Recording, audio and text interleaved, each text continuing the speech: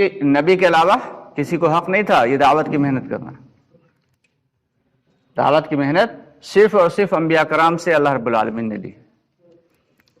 اور یہ وہ محنت ہے کہ جس محنت پہ دنیا اور آخرت دونوں جو ہے کامیابی کے وعدے ہیں.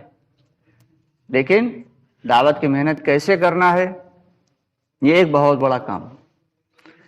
جیسا اونچا عمل ہے ایسے ہی اس کے اونچے اصول اور آداب بھی ہیں. جیسے اس کے فائدے ہیں ایسے ہی اگر آپ برے انداز میں کریں گے یا تھوڑی بے اصولی کے ساتھ کریں گے تو نقصانات بھی ہیں. صرف زبانی جمع خرچ نہ ہو کہ بھائی ہاں دعوت دے رہے ہیں. اس امت کا ہر نوجوان، ہر مرد، ہر عورت داعی ہے. ہمارا ہر عمل داعیانہ ہونا چاہیے، صرف زبانی جمع خرچ نہیں کہ اللہ سے ہوتا اللہ کے غیر سے کچھ نہیں ہوتا.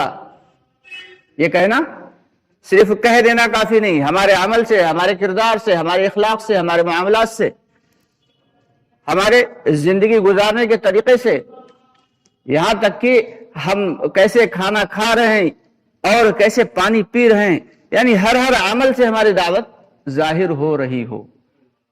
یہ ہے اصل دعوت.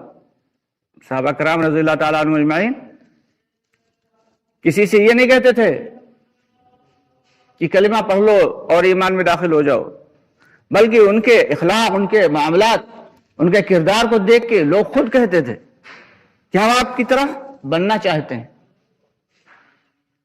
لیکن افسوس کی بات تو یہ ہے کہ آج دعوت جو ہے وہ صرف ہماری زبان تک محدود ہو کے رہ گئی. تو ہمیں اپنے اعمال، اپنے کردار، اپنے اخلاق، اپنے معاملات کے ذریعے دعوت کو عام کرنا ہے.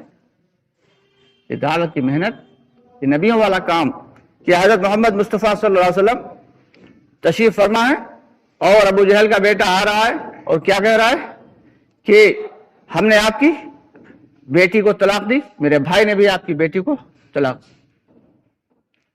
اور اتنا لعین کہ تھوک کے چلا جا رہا ہے.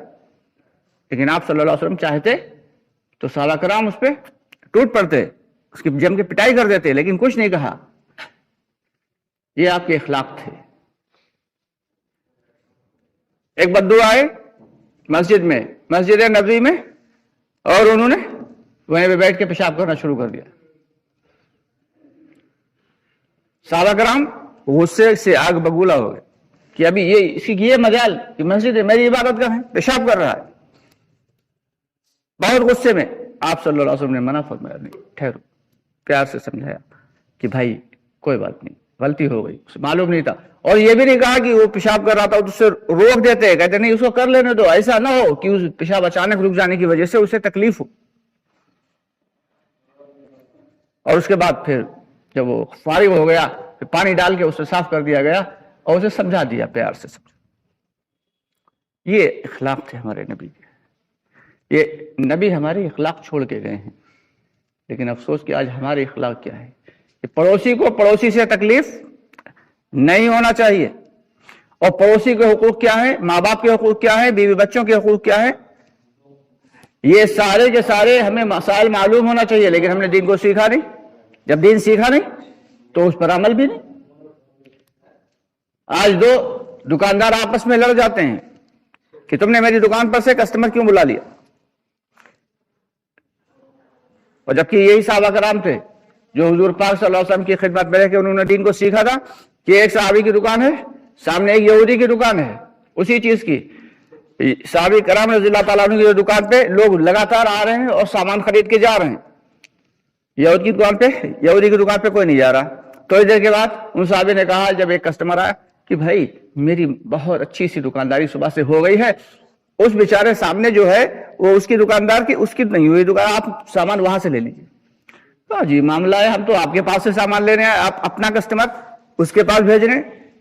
کہا نہیں، اصل میں اس کا صبح سے کوئی کام نہیں ہوا، ہم یہ نہیں چاہتے کہ آج اس کے ہاں کچھ کھانے کا نظم نہ ہو پائے یا کوئی دقت ہو جائے یا کوئی پریشانی ہو جائے. ہماری تو الحمدللہ صبح سے بکری ہو چکی ہے. اپنا کسٹمر دوسرے دکاندار کو دے رہے ہیں کہ ہمارے پاس کاروبار الحمدللہ صبح سے ہو گیا. اب ہمارا بھائی، اور بھائی بھی کون، صرف انسانیت کے ناطے بھائی، ورنہ اصل میں تو کون ہے؟ دشمن ہے، لیکن اس کے پاس بھی اپنے کسٹمر کو بھیجنا ہے۔ یہ تھے ہمارے صحابہ کرام کے کردار۔ ایک صحابی ہیں، انہوں نے ایک دکان کھولی اور کاروبار شروع کر دیا۔ دکان کپڑے کی تھی، بہت اچھی چلنے لگی۔ چلتے چلتے کاروبار جو ہے کافی جب عروج پہ پہنچ گیا، کسٹمر آتے رہے، سامان لیتے تھے، چلے آتے تھے، مال آتا تھا۔ اچانک ایک دن ایک شخص آیا اور اس نے کپڑا کہا، یہ میں کپڑا لے گیا تھا آپ کے یہاں سے اور اب مجھے اس کی ضرورت نہیں ہے، میں چاہتا ہوں آپ اس کو واپس کر لیں۔ کہا ارے ارے لائیے لائیے لائیے۔ اسے سامان لیا، واپس رکھا، کہا اچھا پیسے چاہیے؟ کہا ہاں ہاں، پیسے واپس کر دیا۔ دکان کے شٹر بند کر دیا، کہا کام ختم۔ لوگوں نے کہا حضرت چلتا پھرتا کاروبار آپ نے کیوں بند کر دیا؟ کہا میں نے اسی کام کے لیے تو یہ دکان کھولی تھی، اسی کام کے لیے یہ دکان کھولی تھی۔ میں نے حدیث میں حضرت صلی اللہ علیہ وسلم سے سنا تھا کہ جو دکاندار بڑی خوش دلی کے ساتھ بکا ہوا مال واپس لے لے گا تو اللہ تعالیٰ جنت میں اسے بہترین سا گھر محل عطا فرمائیں گے۔ مجھے جنت میں محل چاہیے تھا، میں نے اسی لیے کاروبار شروع کیا۔ تو دوستو، صحابہ کرام دنیا کا کام بھی کرتے تھے تو دین کے فائدے کے لیے، آخرت کے فائدے کے لیے، اور ہم لوگ دین کا کام بھی کرتے ہیں تو کیا ہوتا ہے بھائی؟ اللہ حفاظت فرمائے کہیں اس میں دنیا کا کوئی فائدہ پوشیدہ ہوتا۔ اللہ حفاظت فرمائے۔ تو بہت ہی احتیاط کی ضرورت ہے۔ یہ دین جو ہے صرف اور صرف اخلاق اور کردار سے ہی پھیلا ہے۔ تو ہماری زندگی میں کامل دین کیسے آ جائے؟ یہ کیسے آئے گا؟ یہ دعوت کے ذریعے سے ہی آئے گا۔ علم کے ذریعے کیا ہے؟ معلومات تو ہو جائے گی، لیکن عمل کیسے آئے گا؟ آج یوٹیوب سے، گوگل سے سرچ کر کے ہمارے نوجوان خوب علم حاصل کر لیتے ہیں، معلومات خوب ہو گئی، معلوماتی دین خوب ہو گیا، خوب تقریریں سن رہے ہیں، خوب مجلسوں میں جا رہے ہیں، معلوماتی دین تو بہت ہو گیا، لیکن عملی دین کتنا ہے؟ تو عملی دین ہماری زندگی میں لانے کے لیے کیا ہے؟ اس کے لیے باقاعدہ ایک محنت ہے، ایک کوشش ہے، جد و جہد ہے۔ اور جد و جہد بھی ایسی ویسی نہیں، فکر مندی کے ساتھ، کڑھن کے ساتھ ہو۔ فکر اور کڑھن کے ساتھ اگر نہیں ہے تو پھر اس سے وہ فائدہ ہونے والا نہیں ہے جو فائدہ ملنا چاہیے۔ تو عزیز دوستو، ہم سب کی ذمہ داری یہ ہے کہ سب سے پہلے اپنے ایمان کو مضبوط کرنا ہے، اپنے ایمان کو بہترین بنانا ہے۔ ایسا ایمان جیسا کہ اللہ کو مقصود ہے، ایسا ایمان جیسا کہ اللہ کو مطلوب ہے، ویسا ایمان اپنے بنانا ہے۔ یقین تو ہمارے اندر ہے، لیکن ڈھلم الیقین ہے کہ ہاں ہوتا تو ہے اللہ سے، ہوتا تو ہے بے شک اللہ سے، لیکن دکان نہیں کھولیں گے تو کھائیں گے کیا؟